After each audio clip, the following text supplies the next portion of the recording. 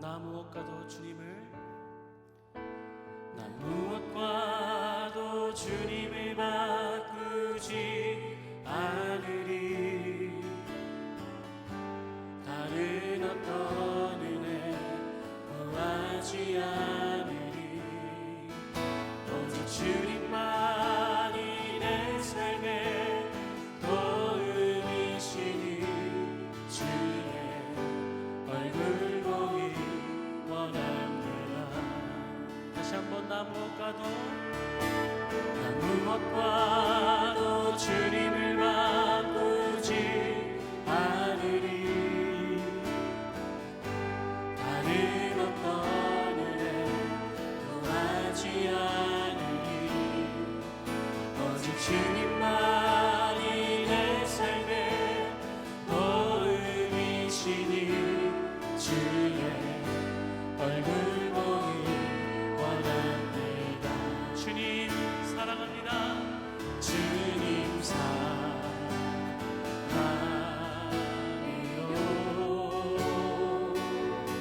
온 마음과 정성 다해 하나님의 신실한 친구 되기 원합니다. 다시 한번 나 무엇과도 주님을 바꾸지 않으리. 다른 어떤 은혜 구하지 않으리. 오직 주님만이 내 삶의 도움이시니 주의 얼굴 보기 원합니다. 주님 사랑합니다. 주님 사랑해요.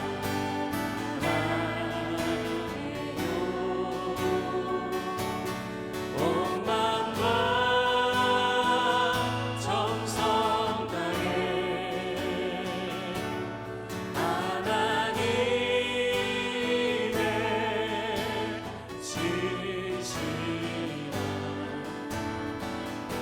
친구 되기 원합니다. 주님 사랑해요. 주님 사랑해요.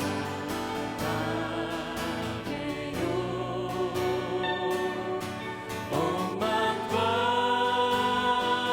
정성 다해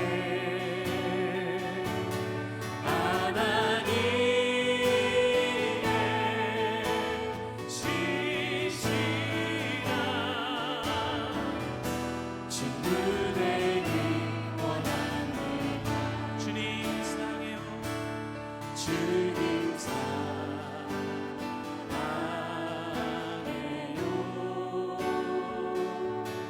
온 마음과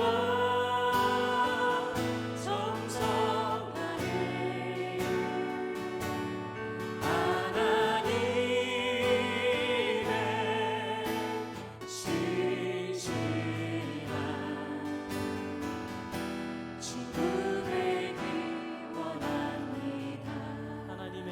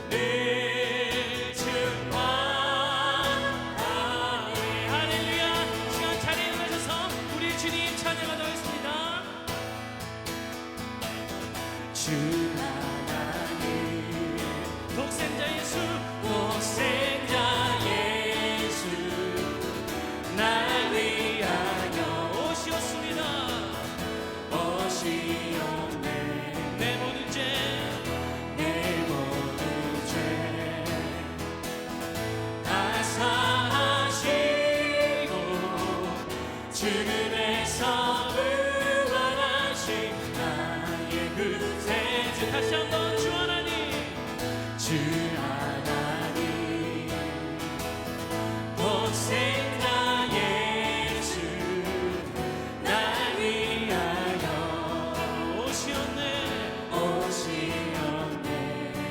내 모든 죄 다 사하시고 죽음에서 부활하신 나의 구세주 살아계신 주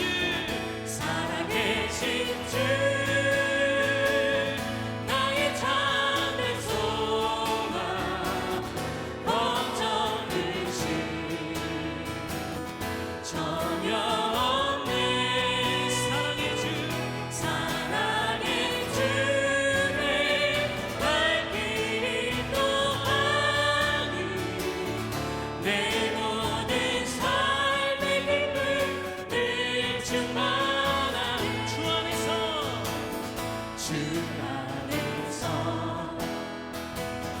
거듭난 생명 도우시는 주님의 그 사랑 주의 사랑 참 기쁨과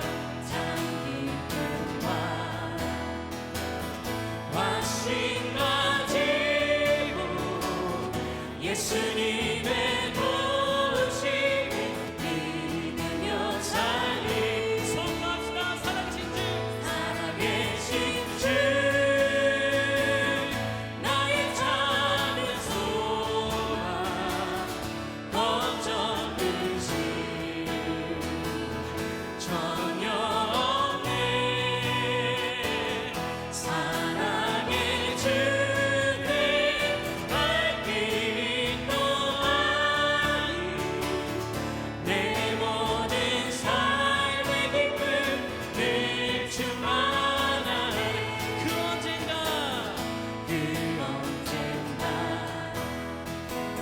주 뵐 때까지 주를 위해 싸우리라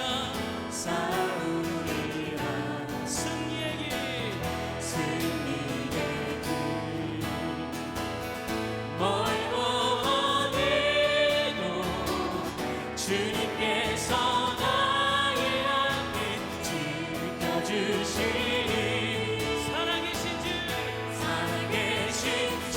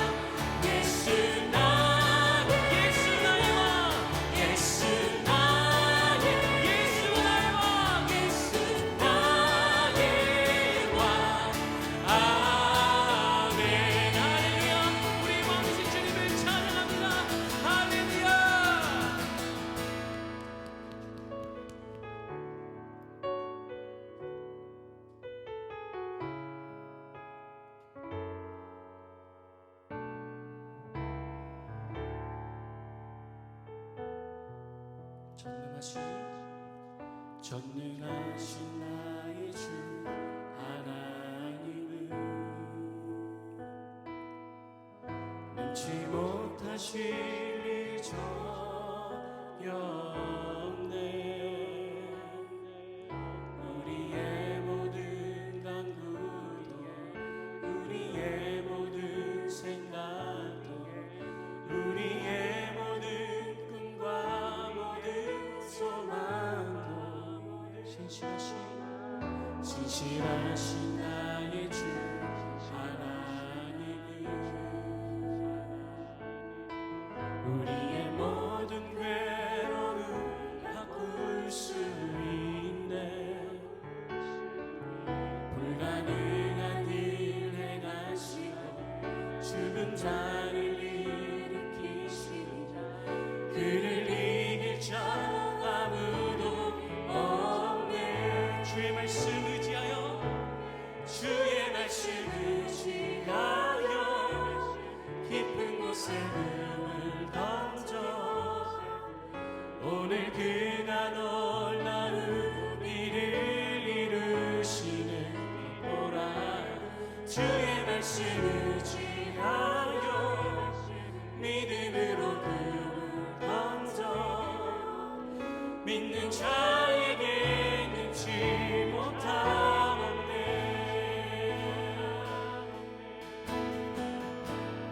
전능하신 나의 주 전능하신 나의 주 하나님은 능치 못하실 일 전혀 없네. 우리의 모든 간구도 우리의 모든 생각도 우리의 모든 꿈과 모든 소망도 신실하신 나의 주 하나님은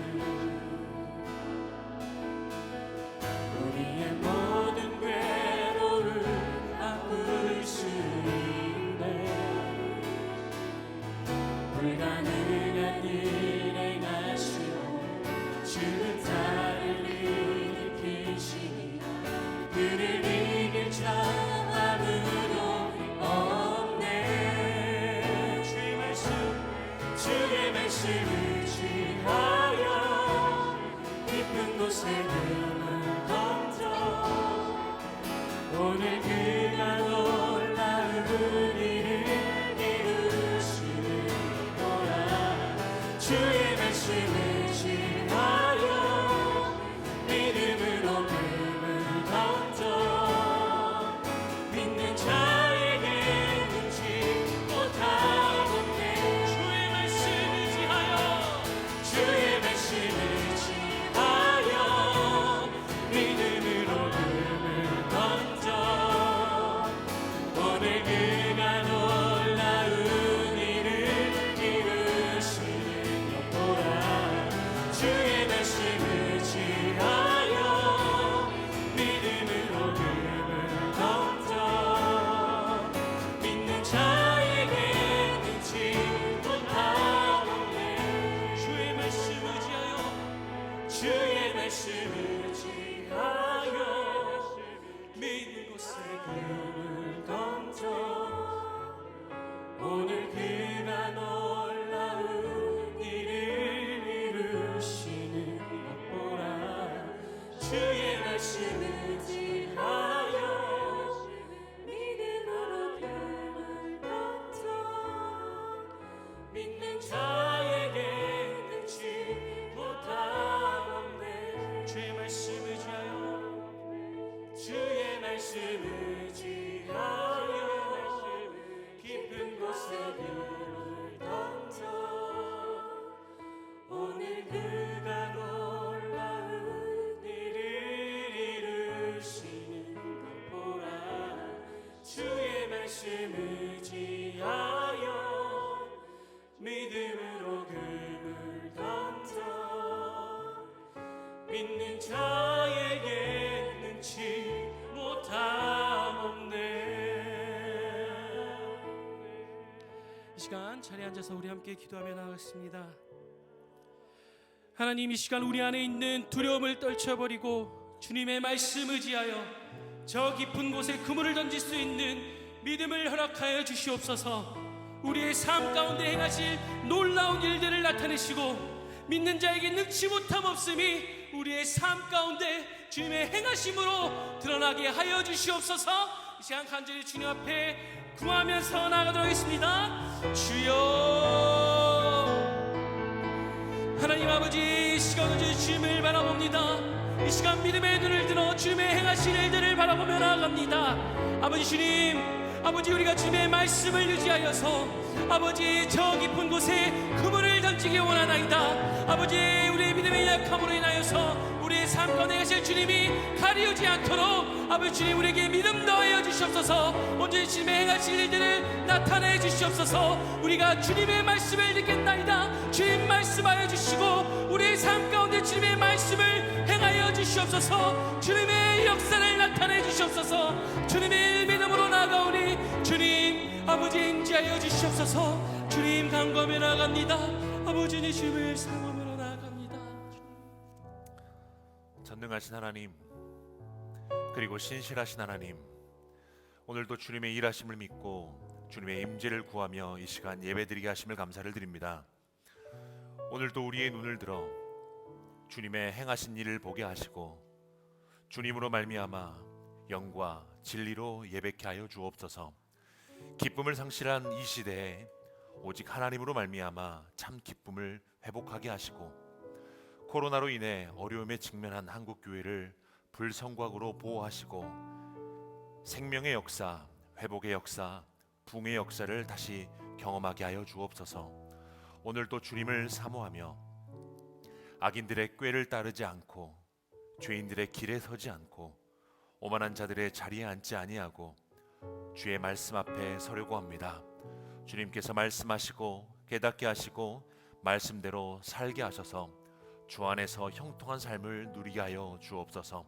오늘 이 시간도 주의 성령 하나님께서 운행하여 주시고 주 하나님께서 영광 받으시고 주 예수 그리스도 이름의 능력으로 나타내셔서 삼위일체 하나님께서 좌정하사 다스려 주옵소서. 함께 하실 주 예수 그리스도 이름으로 기도합니다.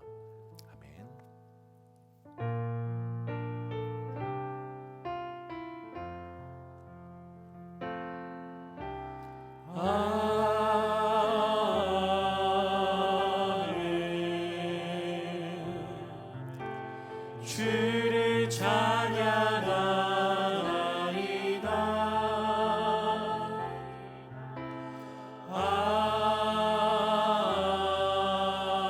아멘.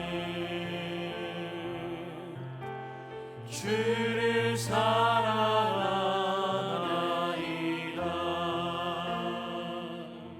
할렐루야. 수요일 밤 예배 오신 여러분 환영하고 축복합니다. 어떻게 마스크는 잘 쓰고 계시죠?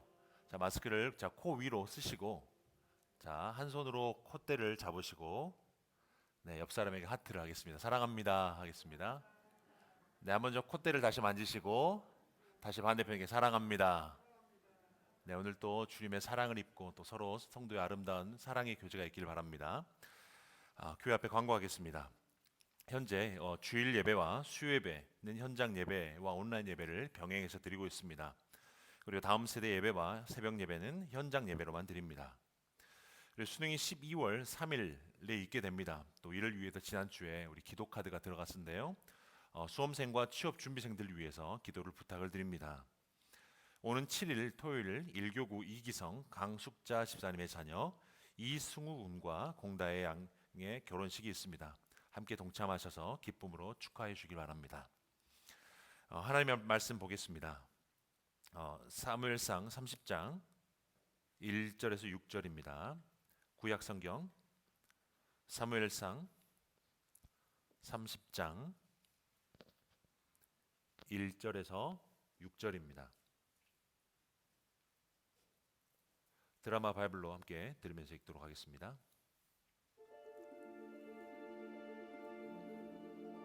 히스기야가 온 이스라엘과 유다의 사람을 보내고 또 에브라임과 므낫세의 편지를 보내어 예루살렘 여호와의 전에 와서 이스라엘 하나님 여호와를 위하여 유월절을 지키라.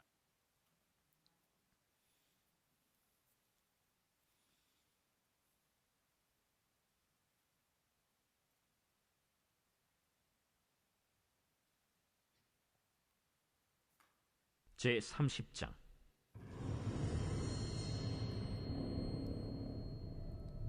다윗과 그의 사람들이 사흘 만에 시글락에 이른 때에 아말렉 사람들이 이미 네겝과 시글락을 침노하였는데 그들이 시글락을 쳐서 불사르고 거기에 있는 젊거나 늙은 여인들은 한 사람도 죽이지 아니하고 다 사로잡아 끌고 자기 길을 갔더라.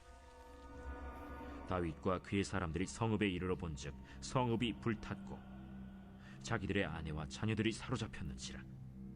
다윗과 그와 함께한 백성이 울 기력이 없도록 소리를 높여 울었더라. 다윗의 두 아내 이스라엘 여인 아히노암과 갈멜 사람 나발의 아내였던 아비가일도 사로잡혔더라. 백성들이 자녀들 때문에 마음이 슬퍼서 다윗을 돌로 치자 하니 다윗이 크게 다급하였으나 그의 하나님 여호와를 힘입고 용기를 얻었더라. 아멘. 저는 목회자로 살아가면서 수많은 기쁨들이 있습니다. 그 중에 하나는 이제 우리 성도들과 함께 만남하면서 또 교제 나누는 것.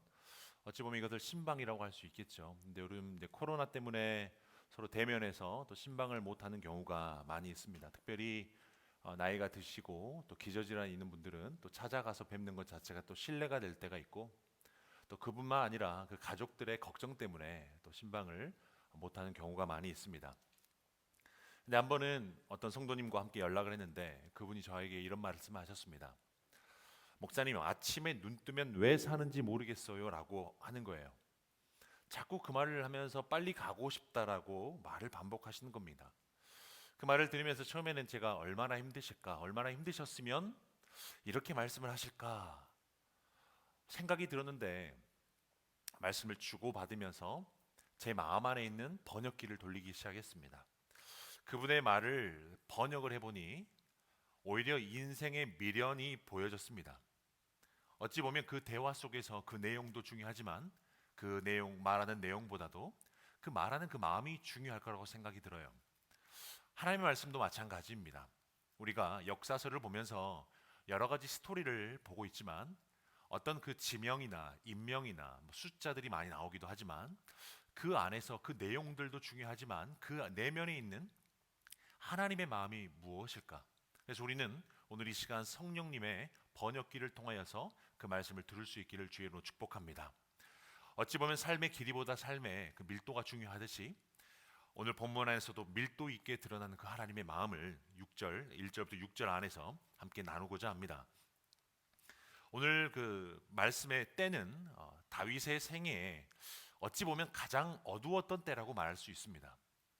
다윗이 10대 때에는 혈기왕성한 믿음을 가지고 골리앗을 이기고 그리고 이스라엘의 영웅이 되어졌습니다. 그런데 그 사울의 질투심에 의해서 다윗이 20대 때에는 사울에게 쫓기며 살아가는 그 삶을 살아가게 되죠. 그래서 그의 인생은 파란만장한 삶을 걸어가게 됩니다. 그러다가 이제 사울에게 쫓기다가 결국은 이스라엘의 적국이었던 블레셋의 망명을 하게 되어져요. 블레셋 왕 가드 아기스 앞에서 미친 채 하면서 입에 침을 흘리면서 그쪽으로 망명을 하게 되어지죠. 그러던 중에 블레셋과 이스라엘이 전쟁을 하게 되어집니다. 지금 다윗은 블레셋에 망명한 상태이기 때문에 이 상황 속에서는 블레셋 편에 서서 이스라엘과 전쟁을 해야 된 상황입니다. 굉장히 번민을 했을 거라고 생각이 들고요. 결국에 블레셋 편에 서서 전쟁을 하고자 합니다.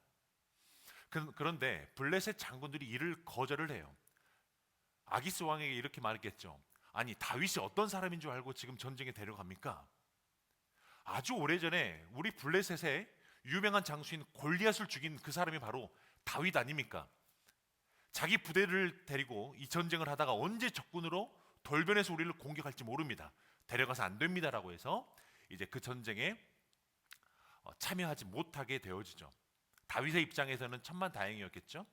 그래서 사무엘상 29장 11절에 보니까 이에 다윗이 자기 사람들과 더불어 아침에 일찍 일어나서 떠나 블레셋 사람들의 땅으로 돌아가고 블레셋 사람들은 이스라엘로 올라가니라. 블레셋 장군들의 불신임을 받았던 다윗은 천만다행으로 이스라엘과 전쟁을 하지 않습니다. 그런데 그렇게 자신의 600명의 부대들과 함께 다시 3일 길을 돌아서 이제 원래 있었던 시글락이라는 곳으로 돌아가게 되는 것이 바로 오늘 30장의 이야기입니다. 그런데 시글락에 돌아왔더니 참담한 현실이 기다리고 있던 거예요. 이스라엘과 오랜 숙적 관계였던 아말렉 사람들이 쳐들어와서 그 다윗과 그 가족들의 아내 그리고 자식들을 모두 다 잡아가 버린 겁니다. 그리고 성곽은 불에 탔고 그 마을은 완전히 허벌판으로 만들어 놨던 것이죠. 그들은 가족을 맞이할 것을 기대하면서 나아갔지만 그들에게 다가왔던 것은 연기였고 파편뿐이었습니다. 이 상황 속에서 다윗의 부하 600명은 비탄에 빠졌고 그리고 그 비탄은 다윗을 향한 분노로 바뀌어지게 됩니다. 어쨌든 다윗이 그들의 지도자였고 그리고 무방비 상태로 그 마을을 두고 나온 그 책임은 다윗에게 있기 때문이겠죠. 그래서 그들의 슬픔으로 인하여서 그들의 이성은 마비가 되어졌고 그들의 분노로 인해서 마음은 굳어지고 맙니다. 분노는 다윗을 죽여버린다고 하면서 이제 사람들의 이제 웅성웅성되기 시작하죠. 비탄에 젖은 목소리로 조용히 누군가 말했을 거예요. 이러면 안 되겠다. 다윗을 돌로 쳐 죽이자. 돌로 쳐 죽이자. 서로 이야기하면서 어떤 용감한 사람이 그러면 다윗을 돌로 쳐 죽입시다라고 외쳤을 겁니다. 돌을 든 600명은 사실 그 사람들은 광야에서 다윗의 지도하에서 하나님의 구원과 섭리의 길을 걸었던 사람들입니다. 힘들었던 그 상황 속에서 다윗과 우정과 사랑의 공동체로서 지내왔던 시기가 있었습니다. 그런데 지금 자신의 사랑했던 그 아내를 잃어버리고 그리고 광야에서 유일하게 자신에게 기쁨을 주고 웃음을 줬던 토끼 같은 자식을 빼앗겨 버리니 그들의 눈이 뒤집혀 버린 것입니다. 어찌 보면 이것도 이해가 되겠죠. 다윗의 입장을 생각해 보면 다윗은 참 난처했을 것 같아요. 그는 어릴 적부터 하나님을 경외하는 사람이었습니다. 그리고 하나님을 잘 믿어왔던 사람입니다. 모든 이스라엘 백성들이 골리앗 앞에서 아무 소리 내지 못하고 두려워 떨고 있는 그 상황 속에서도 다윗은 용감하게 나아가서 창과 검으로 싸우는 것이 아니라 여호와 이름, 만군의 여호와 이름으로 나아가서 골리앗을 죽이고 영웅이 되어졌습니다. 그리고 자신의 의지와 상관없이 왕이 되겠다라고 해서 기름 부음을 받았습니다. 이스라엘 영웅이었고 그리고 왕이 장차 왕이 될 것이라고 기름 부음까지 이미 받은 사람이었습니다.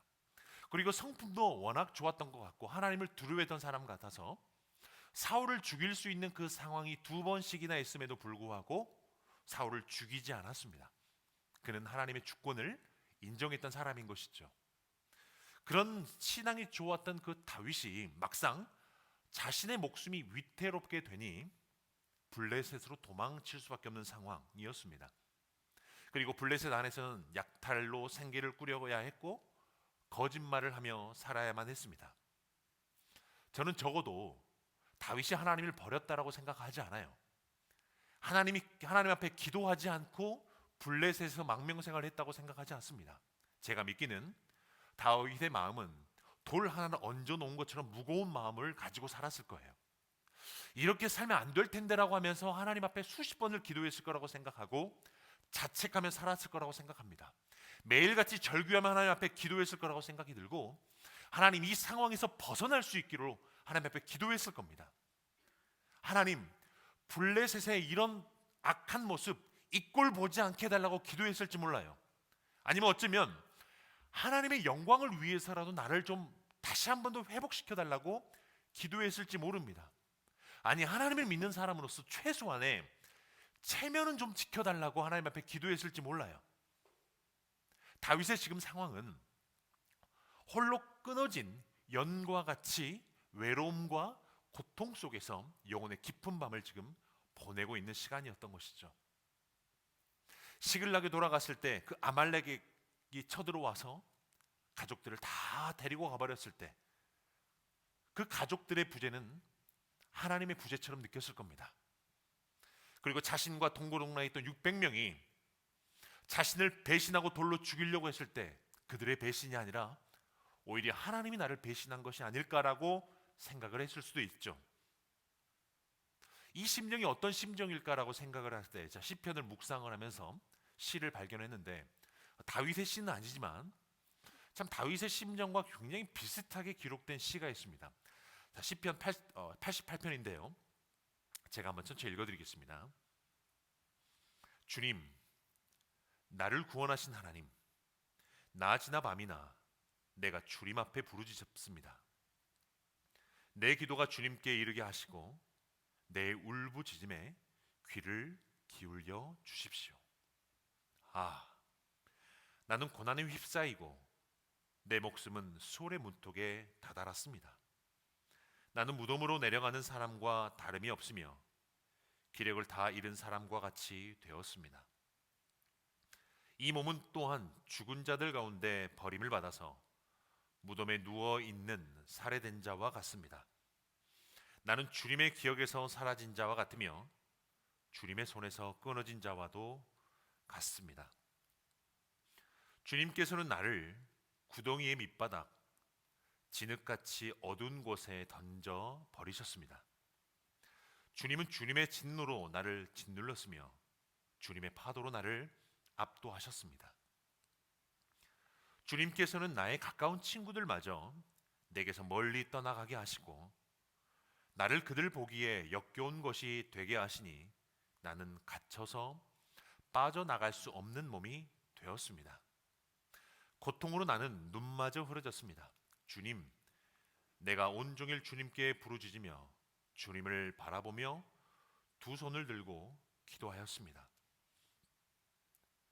그리고 시편 10절이죠. 주님은 죽은 사람에게 기적을 베푸시렵니까? 혼백이 일어나서 주님을 찬양하겠습니까? 지금 다윗은 부재 중에 계신 하나님 앞에 원망하고 있고 이렇게 말합니다.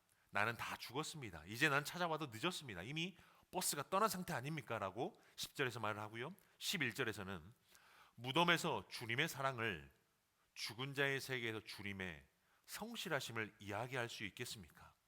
아니, 진작 응답하셨어야죠. 지금 무덤에서 어떻게 하나님을 성실하심을 이해할 수 있겠습니까? 이제 어떻게 할 도리가 없습니다. 라는 지금 뉘앙스로 시편 기자는 말하고 있습니다. 사실 어쩌면 우리가 신앙생활을 할 때 우리가 바라는 하나님은 기도하면 다 응답해 주시는 하나님인 것 같습니다. 예수 믿고 신앙생활하면 승승장구하고 그리고 만사형통하기를 바라고 싶은 것이 사실 우리들의 마음이죠. 그러나 성경은 그렇게 말하지 않는 것 같습니다. 수많은 믿음의 선배들은 하나님을 믿어왔지만 고난은 필수 코스였습니다. 그리고 하나님의 침묵 또한 그들을 기다리고 있었습니다. 오히려 문제들이 해결되기보다 더 많은 문제들이 다가왔고 잔뜩 쌓이게 되고 심지어는 가정의 문제가 생기기도 하고 건강의 문제가 생기기도 하고 경제적인 문제가 생기기도 합니다. 이걸 어떻게 답을 해야 될까요? 하나님을 경외하는 것과 동시에 고난과 어려움이 동시에 찾아왔었을 때 많은 사람들은 신앙을 버리고 고난 앞에서 무너져 버리는 사람들이 많이 있겠죠. 그런데 우리는 그 삶의 내용을 보기보다 그 삶의 이면에 계시는 그 하나님의 마음을 읽어낼 수 있는 번역기가 그래서 필요한 것이죠. 다시 한 번 더 사무엘상 30장 6절을 제가 읽어드리면요, 백성이 자녀들 때문에 마음이 슬퍼서 다윗을 돌로 치자 하니 다윗이 크게 다급하였으나 그의 하나님 여호와를 힘입고 용기를 얻었더라. 지금 다윗은 자신들과 동고동락했던 그 600명의 그 동료들이 자신을 돌로 쳐 죽이려고 할 때 크게 다급하였다라고 나와요. 그 다급하였다는 말은 원어적으로는 고난에 애워싸이다, 고통에 묶이다, 답답하다라는 의미입니다.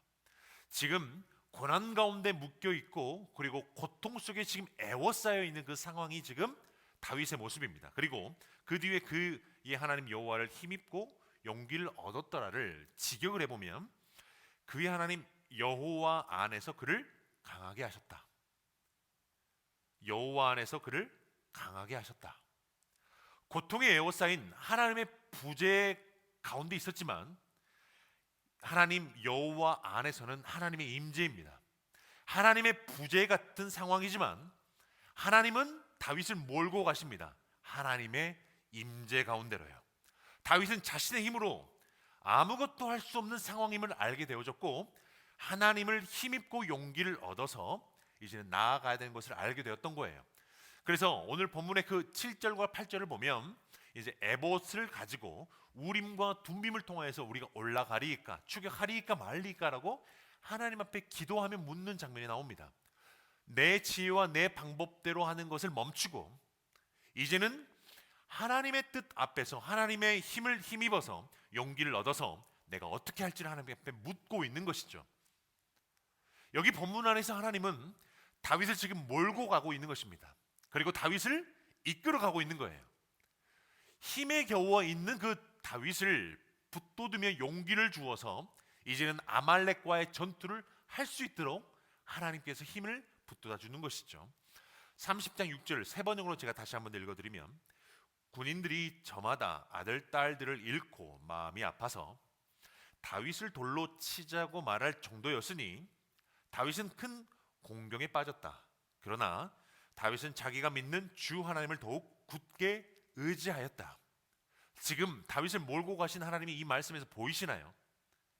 지금 다른 사람들로 인하여서 수백 명의 사람들이 자신을 죽이려고 돌을 드는 그 상황 자체가 하나님을 더욱더 의지하게 하는 하나님이 몰고 가신 하나님이라는 거예요. 죽을 것 같은 그 상황 자체가 사형 선고를 받는 것 같은 그 상황이 하나님을 붙들 수 있는 힘이었다는 것이고 하나님의 이끄신 하나님의 가장 지혜였다는 것입니다. 여기서 보면 그러나라고 나왔었죠. 다윗의 큰 공경에 빠졌더라. 그러나 그러나의 시간이 얼마나 걸렸을까요? 성경은 말하고 있지 않습니다. 그게 10일이었는지 일주일이었는지 단 하루였는지 모르겠습니다. 그러나 적어도 다윗이 느끼는 그러나의 시간은 1000년과 같았겠죠. 그 고난을 겪어내고 죽음의 공포를 감당하기에는 그러나의 시간이 너무나 길었을 것 같아요. 심지어는 자신의 아내들조차도 지금 다 빼앗겼는 그 상황 속에서 두렵고 떨림으로 그러나의 시간을 지금 보내고 있는 것이죠. 사랑하는 성도 여러분, 상황이 자꾸 좋아지지 않고 기도해 보지만 왜 이렇게 눈물 날 일이 우리의 삶에 많은 걸까요?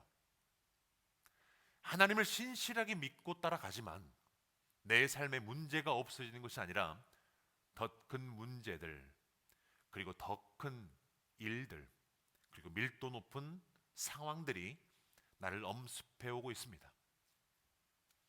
성도들에게 신방을 하다 보면 그런 단어가 생각이 나요. 설상가상, 엎친 데 덮친 격. 왜 이렇게 힘겨워하는 그 집사님들, 권사님들을 바라보면 왜 일들이 멈출 줄 모르고 그런 문제들이 일어날까? 하나 기도 제목이 끝나면 그 다음 기도 제목이 나오는데 왜 이렇게 더 큰 일들이 자꾸 반복해서 나올까? 그분은 분명히 하나님 앞에 기도하며 하나님 앞에 신실하게 살아온다라고 제가 목격을 했던 분인데 왜 그런 일들이 자꾸 일어나는 걸까요? 사실 이런 상황 앞에서 우리는 하나님 앞에 기다려야 됩니다. 혹은 하나님의 침묵 앞에서 또 기다려야 되는 것이죠. 사실 우리가 요즘에 살아가고 있는 시대는 손자, 손녀, 자녀들의 졸업식을 다 잃어버린 시대입니다. 그리고 조카의 결혼식도, 그리고 오랜 친구의 자녀의 결혼식도, 심지어는 사랑하는 그 사람들의 장례식조차도 잃어버렸습니다. 함께 모여서 족구하고 탁구하고 모여서 하는 그 수많은 스포츠들이 중단되었습니다. 그리고 주일마다 예배가 끝나면 허겁지겁 내려가서 식사를 하고, 그리고 남자 성도들은 설거지를 하고 여자 성도들은 음식이 떨어질까 조마조마하면서 음식을 나눠주던 그때가 아주 오래전 기억으로 남아버렸습니다. 날마다 거리에서 사람들을 만나서 교제할 때 마스크를 쓰지 않고 대화를 할 수가 없기에 숨이 차서 이야기를 할 수가 없어요. 사람을 잃어버린 것 같습니다. 순원들과 만나서 하나님의 말씀도 나눴고, 하나님의 말씀을 나눌 게 없을 때는 자식 자랑하면서 손주 자랑하면서 그렇게 시간을 보냈던 그 순원들과의 만남도 잃어버렸습니다. 바이러스는 우리에게 거대한 그래도 침묵을 가져다 주었죠. 그리고 사회적 약자들에게는 더욱더 깊은 외로움과 가정 내의 언어폭력, 그리고 일자리를 상실하신 분, 그리고 일상의 생활들을 잃어버린 분들이 상당히 많이 있고 수많은 것들을 잃어버리고 있는 상황이 요즘 시대입니다.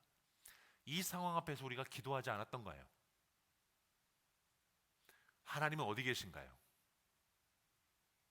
우리는 왜 이렇게 무기력하게 이 상황을 받아들여야만 할까요? 다윗도 하나님의 침묵 앞에 가만히 그 광야 생활을 했던 것처럼 우리도 어쩌보면 이 상황이라는 그 내용을 보기보다 하나님의 번역기를 통하여서, 성령님의 번역기를 통하여서 우리는 우리의 상황과 이 시대를 읽어내야 될 거라고 생각합니다. 이 말씀에 대한 답을 드리기는 어렵지만 성경 안에서 그 기다림과 하나님의 침묵 안에서 우리가 발견해 볼 수 있는 두 사례가 있는데, 첫 번째는 아브라함입니다. 아브라함은 자신의 독생자 이삭을 번제로 드리라고 하는 하나님의 명령에 순종을 합니다.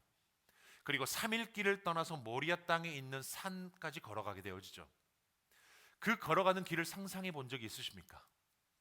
아들을 갈기갈기 칼로 자르고 찢고 피를 쏟아내서 불을 질러서 이 아이를 번제로 드려야 되는 그 상황을 가지고 그 눈에 넣어도 안 아플 그 아들을 데리고 모리아 땅으로 걸어가고 있는 그 아브라함, 밥이 넘어갔을까요?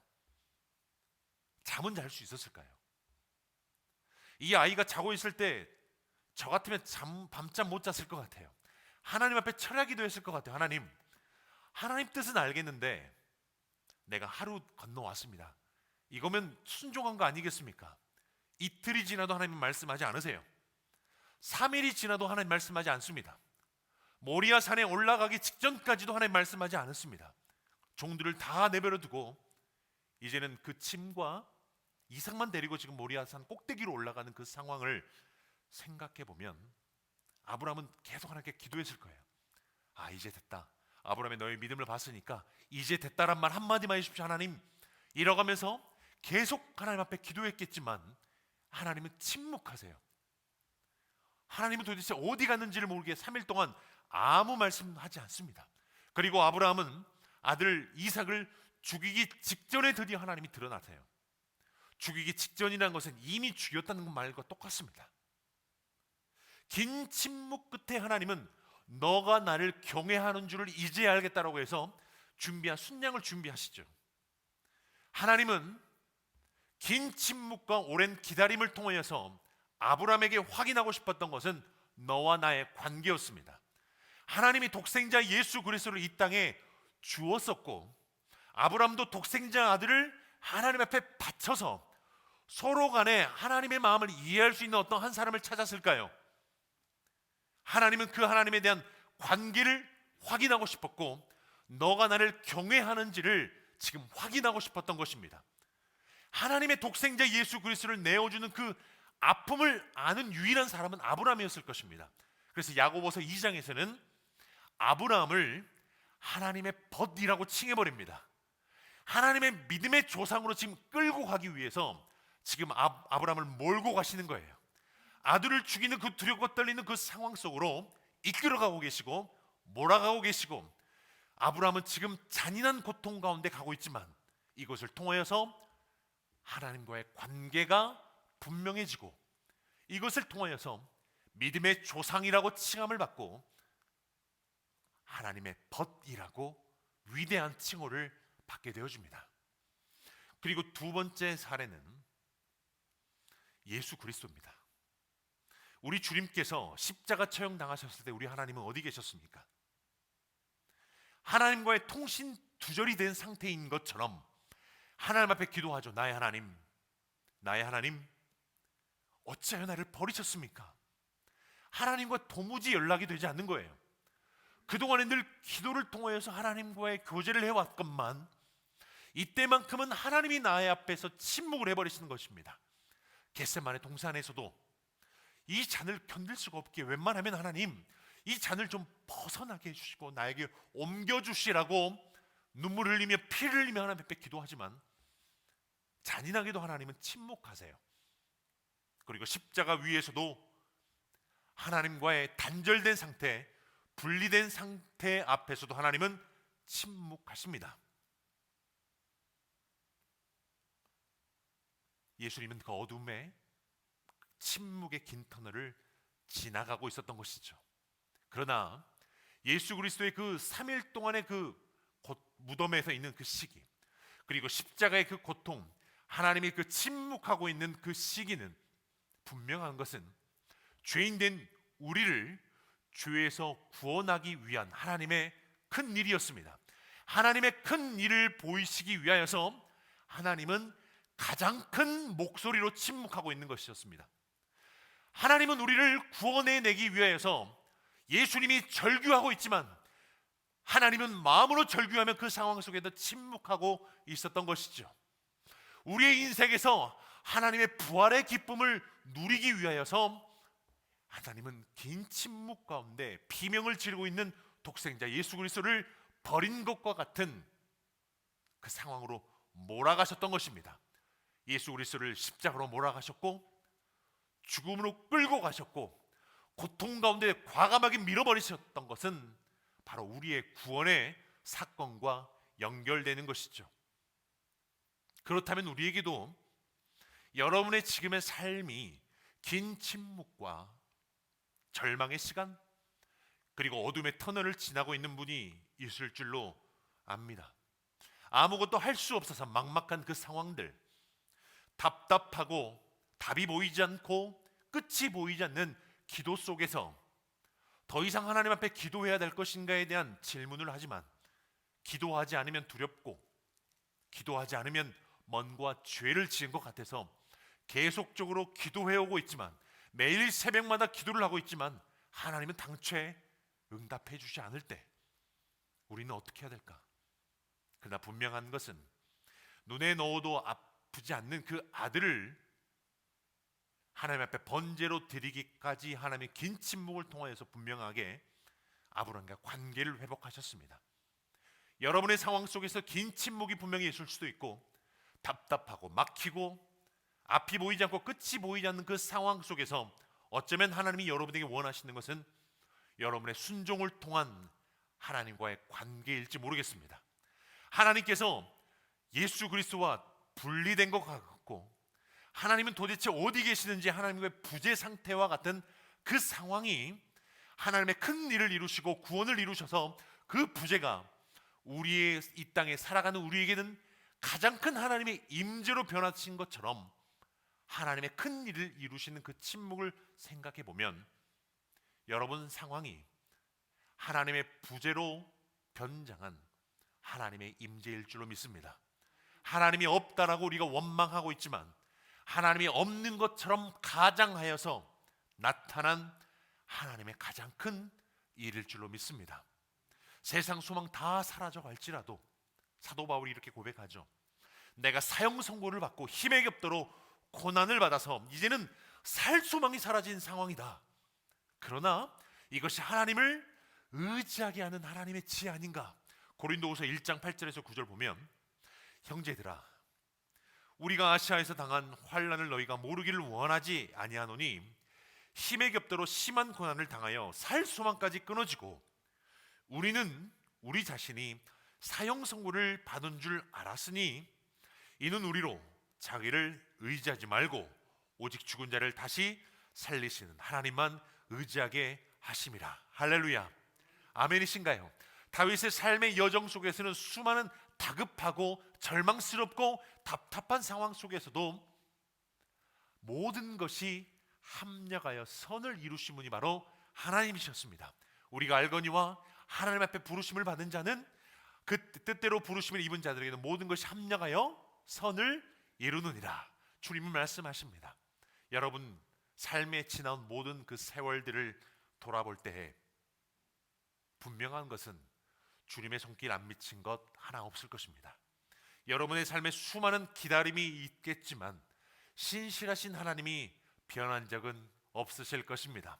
침묵과 고독과 고난과 아픔이 있을지라도 우리는 그 신실하신 하나님을 붙들고 나아갈 때 분명히 하나님이 큰 일을 이루어 가실 것이고, 이것을 통하여서 여러분의 믿음을 증명하고 여러분과 관계를 회복하실 것입니다. 그런 믿음 가지고 살아가는 여러분 되기를 주의 이름으로 축복합니다. 우리 함께 찬양 드리고 함께 말씀 의지해서 기도하도록 하겠습니다.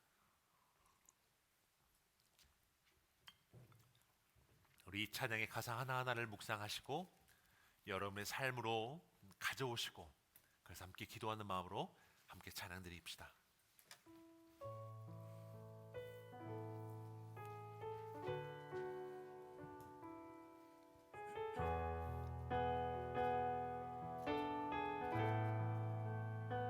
하나님 한 번 더, 하나님 한 번 더 나를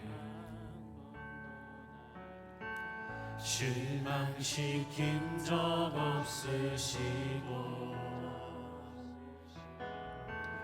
언제나 공평과 은혜로 나를 우리 한 번 더 고백합시다. 우리 처음부터 하나님 한 번도 나를 실망시킨 적 없습니다.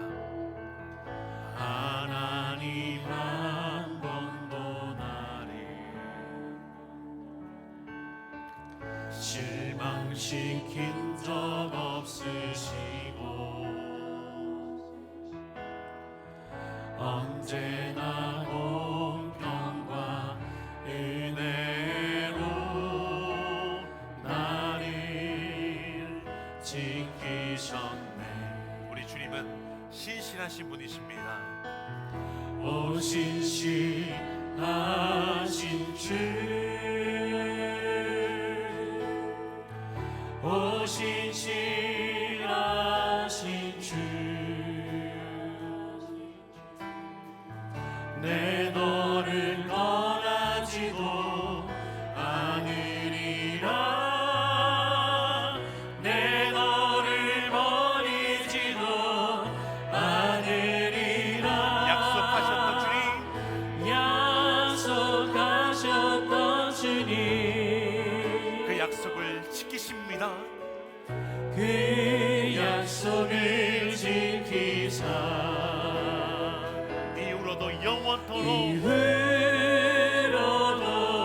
영원토록 우리를 지키시는 주님, 나를 지키시리라 확신하네. 지나온 모든 세월들, 지나온 모든 세월들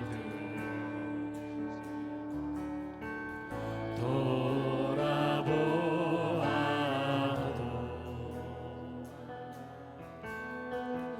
그 어느 것 하나 주의 손길 안 미친 것 전혀. 우리 한 번 더. 지나온 모든 세월들,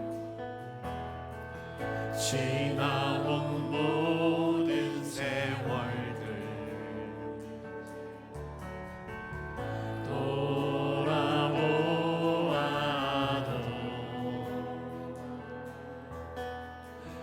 그 어느 것 하나 주의 손길 안 미친 것 전혀 없네. 우리 힘있게 선포합시다. 신실하신 주님, 오 신실하신 주, 오 신실하신 주, 내 너를 떠나지도 않으리라. 내 너를 버리지도 않으리라. 약속하셨던 그 주님, 약속하셨던 주님, 그 약속을 지키사 이후로도 영원토록 우리를 지키시고 나를 지키시리라 확신하네. 우리 말씀 의지해서 함께 기도하겠습니다. 하나님, 소망이 보이지 않고 낙심하고 절망 가운데 있는 상황에서도 신실하신 주님을 붙들 수 있는 은혜를 허락하여 주시옵소서. 지금까지 지내온 주님의 은혜를 힘입어서 주님의 손 붙잡을 용기를 주시고 주님만 바라보고 주님만이 소망되어 주셔서 우리를 은혜의 자리로 이끌어 주시옵소서. 이제는 제 대신 기쁨의 기름을 부어주시고 슬픔 대신 찬송의 옷을 입혀 주시옵소서. 우리 다같이 주여 부르짖고 기도하십시다. 주여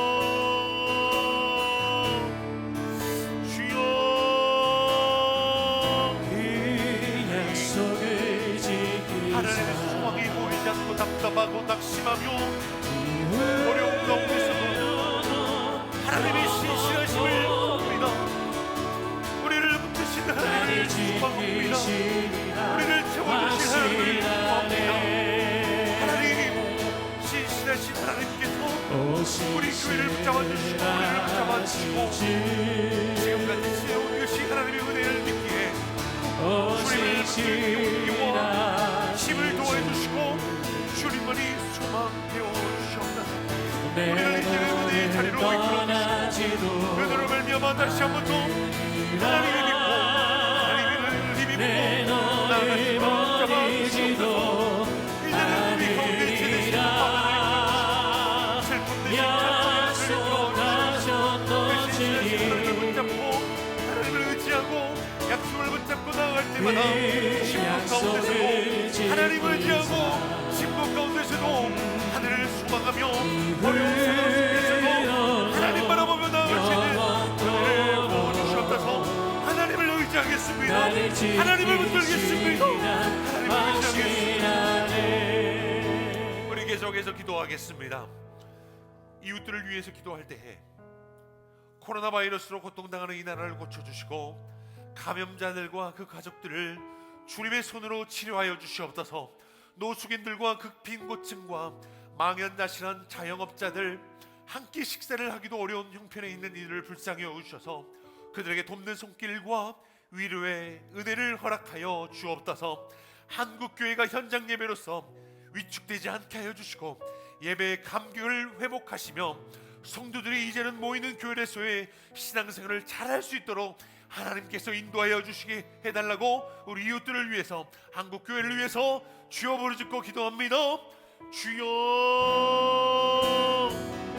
하나님, 코로나로 인해서 수많은 어려움과 아픔과 고통에 당해 있는 이 상황 속에서 이 나라를 지키시고 고쳐주시고 감염자들과 그 가족들을 위로해 주시기 원합니다. 주님의 손을 뻗으셔서 그들을 치료해 주시고 노숙인들과 빈곤층과 망연자실한 자영업자들 많습니다. 하나님, 그들에게 구원을 베푸시고 하나님, 함께 식사하기도 어려운 그들에게도 그들의 형편을 돌봐주시고 불쌍히 여겨주시고 없는 손길 허락하여 주시길 간절히 바라고 원합니다. 이 민족 어렵습니다.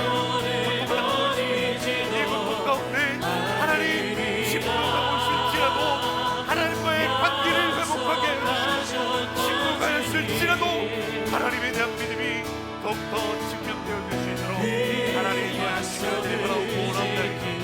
하나님, 우리 한국 가인교회가 굉장히 어려운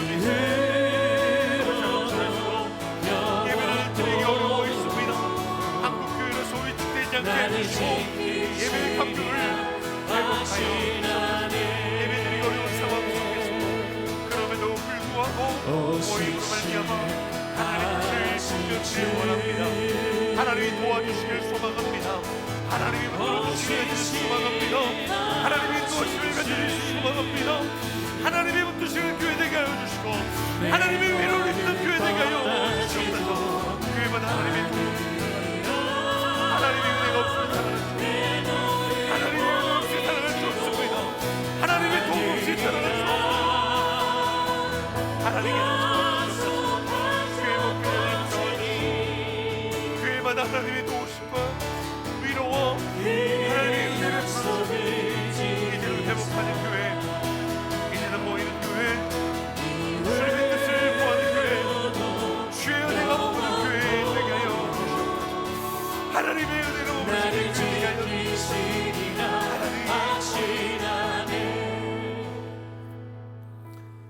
다음 세대를 위해서 함께 기도합시다. 하나님, 영아부가 예배의 감격과 한 영혼도 잃지 않고 부흥을 경험하게 하시고 한 마음과 한 뜻으로 기쁨이 충만하게 하여 주시옵소서. 유치부가 하나님을 사모하는 마음 주시고 영적 기본기가 튼튼히 세워져 가게 하여 주시옵소서. 나즈레 성교원이 재정과 안전, 교육과 환경을 지켜주시고 원하와 모집이 수월하게 잘 이루어질 수 있게 하여 주시옵소서. 유년부가 믿음의 아이로 자라가게 하시고 하나님과의 관계 안에서 기쁨이 넘쳐나게 하여 주시옵소서. 초등부가 하나님에 대한 믿음이 흔들리지 않게 하여 주시고 성령 충만하게 하시고 합당한 사역제를 보내주시옵소서. 청소년부가 하나님과 동행하게 하시고 고3 수험생들에게도 지혜와 믿음과 인내와 성실하게 준비할 수 있는 힘을 더하여 주시고 청소년부에도 합당한 사역제를 보내주시옵소서. 대학 청년부가 예배의 회복을 허락하여 주시고 취업 준비생들이 하나님의 이끄심을 경험하게 하시고 신앙이 위축되지 않게 하여 주시옵소서. 대학 청년부에도 합당한 사역제를 보내주시옵소서. 우리 이런 기도 제목 가지고 다음 세대를 위해서 주여 부르짖고 기도합니다. 주여. 오 신실하신 주, 오 신실하신 주, 내 너를 떠나지도 내 너를 버리지도 않으리라. 약속하셨던 주님, 그 약속을 지키사 원하고님이 잘 이루어질 수 있는 은혜를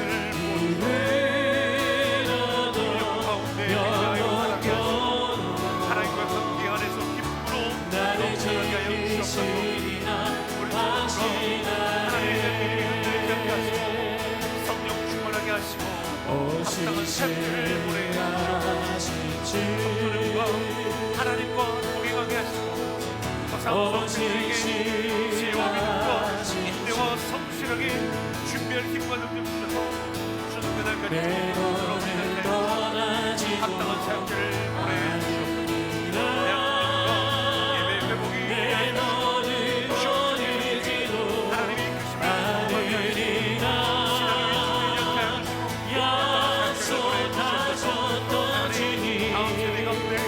하나님의 은혜가 머물게 하시고 하나님의 뜻이 있을 수 있도록 하나님의 이끄심을 하여 주시옵소서. 다음 세대를 통해서 하나님의 크심과 하나님의 큰 일과 하나님의 신일과 하나님의 믿음을 보게 하여 주시고 사역장을 받아 성령의 충만한 가운데 사역장을 수 있도록 주님과 붙잡아 주시옵소서. 하나님의 은혜를 구합니다. 하나님의 도심을 구합니다. 오 신실하신 주, 오 신실하신 주, 우리를 떠나지 아니하신 주님, 내 너를 떠나지도 버리지도 아니하시며 우리의 손으로 의로운 손으로 붙잡아 내 주신 주님, 너를 버리지도 않으리라. 약속하셨던 주님, 그 약속을 지키십시오. 그 약속을 지키사 신실하신 주께서 이후로도 영원토록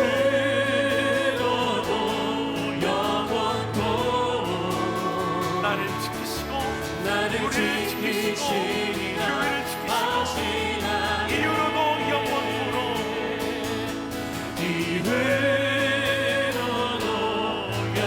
영원토록 나를 지키시고 우리 조우를 지키시고 교회를 지키시고 가정을 지키신 주님, 이후로도 영원토록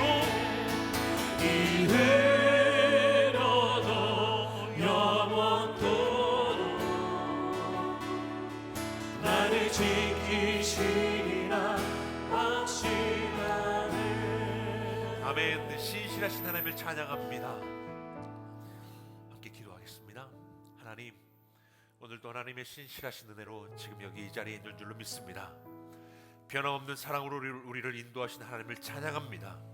언제나 가장 공의롭고 가장 사랑을 담아서 우리를 사랑하여 주신 하나님을 찬양합니다.